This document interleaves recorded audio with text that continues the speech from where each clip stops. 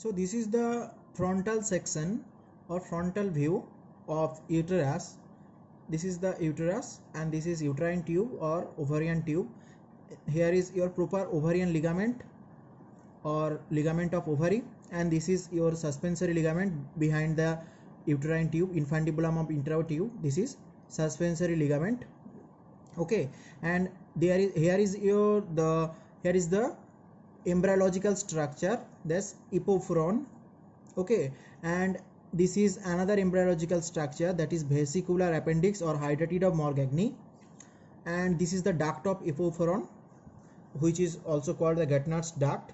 Now and this is the obviously this is the broad ligament. Okay, this is the broad ligament.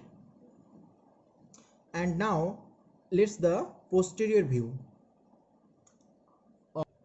So in this posterior view, this is uterus and this is totally the broad ligament of uterus. This is also the broad ligament of uterus. There is that embryological structure which is the appendix. Which appendix? Now vesicular appendix, also called hydatid of Morgagni. And here is your mesovarium. This is the posterior wall of or posterior surface of broad ligament, and mesovarium attached. This one is mesovarium. Okay, here is mesovarium.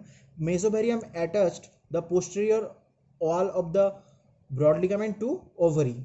This is your mesovarium, and that's all about the broad ligament of uterus. And generally uterus is not the content of broad ligament.